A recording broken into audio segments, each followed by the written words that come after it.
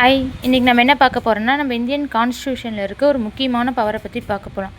அதுதான் pardoning power. அதாவது இது யார் கொடுப்பாங்கன்னா, நம்ம இந்தியன் பிரசிடெண்ட், அதாவது குடியரசுத் தலைவர் தான் இதை கொடுப்பாங்க. யாருக்கெல்லாம் கொடுப்பாங்கன்னா, கோர்ட்டில் ரொம்ப கடுமையான தண்டனைலாம் கொடுக்குறாங்கல்ல, அது அவங்க வாழ்க்கையவே முடிச்சிடும். அந்த மாதிரி நினைக்கிறவங்களுக்கெல்லாம் ஒரு இறுதி வாய்ப்பாக வச்சு அவங்களுக்கு பிரசிடெண்ட் கொடுக்கறது தான் இந்த pardoning power.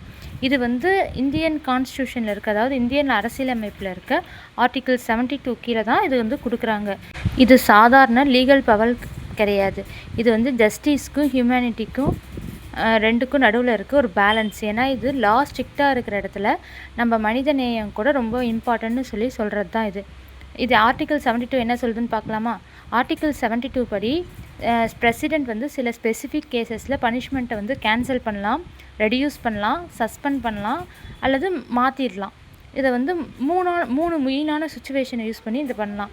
First court material கேஸில், அதாவது ஆர்மியில், நேவியில், ஏர்ஃபோர்ஸில் இந்த மாதிரி இராணுவ நீதிமன்றங்கள் வழங்குகிற தண்டனையெல்லாம் இவங்க இது பண்ணலாம், குறைக்கலாம். மிலிட்ரி ரூல்ஸ்னால் ரொம்ப ஸ்ட்ரிக்டாக தானே இருக்கும். அதனால் கருணை மனு இங்கே யூஸ் பண்ணுவாங்க. அடுத்ததுன்னா யூனியன் லா ஆஃப் ரிலேட்டிவ் அஃபென்ஸில், அதாவது மத்திய அரசின் சட்டங்களுக்கு கீழே வர்றதுலலாம் இது யூஸ் பண்ணுவாங்க. எக்ஸாம்பிளுக்கு சொல்லணுன்னா, சென்ட்ரல் ஏஜென்சி இன்வெஸ்டிகேஷன் பண்ணுறப்ப முக்கியமான வழக்குகளுக்கு இது யூஸ் ஆகுது. அடுத்தது மூணாவது டெத் சென்டென்ஸ் கேஸ். அதாவது இதுதான் ரொம்ப முக்கியம். இதை யூஸ் பண்ணி தான் நிறைய இன்னசென்ட் பீப்புளெலாம் சேவ் பண்ணுறதுக்கு சான்ஸ் இருக்குன்றாங்க. இதை மொத்தம் பிரசிடெண்ட் 5 இம்பார்ட்டண்டான விஷயத்தை வச்சு கொடுப்பாங்க. ஃபஸ்ட்டு பார்டன், அதாவது முழுமையான மன்னிப்பு. இது ரொம்ப ஸ்ட்ராங்கான பவர். இதில் பனிஷ்மெண்ட் முழுசாக ரிமூவ் பண்ணிடுவாங்க. பனிஷ்மெண்ட் மட்டும் கிடையாது, அந்த கன்வெக்ஷன் எஃபெக்டை கூட முழுசாக ரிமூவ் பண்ணிடுவாங்க. சிம்பிளாக சொன்னால், நீ செய்த தவறுக்கு இனிமேல் தண்டனை இல்லைன்னு கவர்மெண்ட் அஃபீஷியலாக சொல்கிறது தான் இது. எக்ஸாம்பிளுக்கு ஒருவருக்கு 10 வருஷம் ஜெயில் தண்டனை கொடுக்குறாங்கன்னு வச்சுக்கலாமே. அவங்களுக்கு பிரசிடெண்ட் அதை முழுமையாக கேன்சல் பண்ணுறாங்க. அடுத்தது டெம்பரரி டிலே. இது இந்த பவரை யூஸ் பண்ணி மேக்ஸிமம் டெத் கேஸஸ்க்கெலாம் யூஸ் ஆகும். இதை பனிஷ்மெண்ட் டெம்பரரியாக ஸ்டாப் பண்ண முடியும். ஏன்னா அந்த பர்சன் அப்பீல் செய்யலாம், புதிய எவிடன்ஸ் கொடுக்கலாம், அல்லது ஃபேமிலி மெம்பர்ஸை மீட் பண்ணால் இதுக்கெல்லாம் டைம் வேணும்ல, அதுக்காக இது. அடுத்தது மூணாவதுன்னு பார்த்தா லெஸர் பனிஷ்மெண்ட். இது ஸ்பெஷல் சர்க்கம்ஸ்டன்ஸில் இருக்கும்போது இதை பவரை யூஸ் பண்ணி இது பண்ணுறாங்க. எக்ஸாம்பிளுக்கு ப்ரெக்னென்ட்டான உமன்ஸ்க்கு, ஃபிசிக்கல் டிசேபிள் பர்சன்ஸ்க்கு, சீரியஸ் இல்னஸ் இவங்களுக்குலாம் நார்மல் பனிஷ்மெண்ட்டை விட லெஸ் பனிஷ்மெண்ட்டாக மாற்றி கொடுக்கலான்றாங்க. இது கான்ஸ்டியூஷனில் இருக்கிற ஒரு மனிதாபிமானம். அடுத்தது ஃபோர்த்து ரிடக்ஷன் தி டியூரேஷன். அதாவது இந்த பவரை யூஸ் பண்ணி பனிஷ்மெண்ட் டைப் அதே தான், ஆனால் அதுக்கான டியூரேஷனை மட்டும் குறைக்கலாம். எக்ஸாம்பிளுக்கு ஒருத்தருக்கு 10 வருஷம் ஜெயில் வாங்குறாங்கன்னா அதில் 10 வருஷத்தை 5 வருஷம் ஆக்கலாம். ஆனால் ஜெயில் பனிஷ்மெண்ட் கிடைக்கிறது இதுதான். அடுத்தது அஞ்சாவது சேஞ்சிங் தி பனிஷ்மெண்ட். இதில் சிவியர் பனிஷ்மெண்ட் ஹையர் பனிஷ்மெண்ட்டாக மாற்றப்படலாம். அதாவது ஒருத்தருக்கு டெத் சென்டென்ஸ், அதாவது மரண தண்டனை கொடுத்துருக்காங்கன்னா அதை நம்ம சிம்பிளாக ஆயுள் தண்டனையாக மாற்றலாம். இதுதான் கம்யூட்டேஷன்.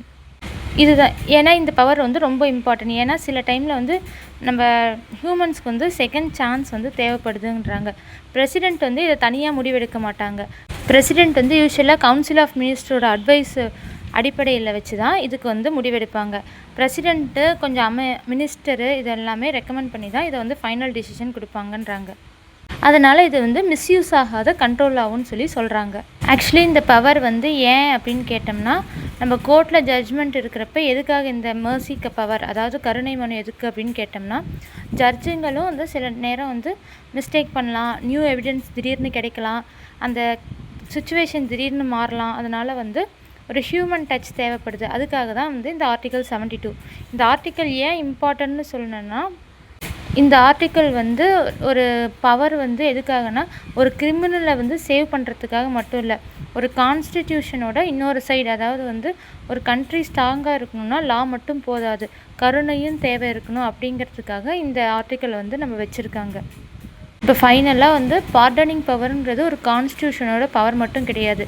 இது மனித நேயம், கருணை, அப்புறம் நீதியோட சமநிலை, சில நேரங்களில் தண்டனை வந்து நீதியாக இருக்கலாம். ஆனால் சில நேரங்களில் வந்து கருணை தான் வந்து பிகம் ஜஸ்டிஸாக இருக்கும்.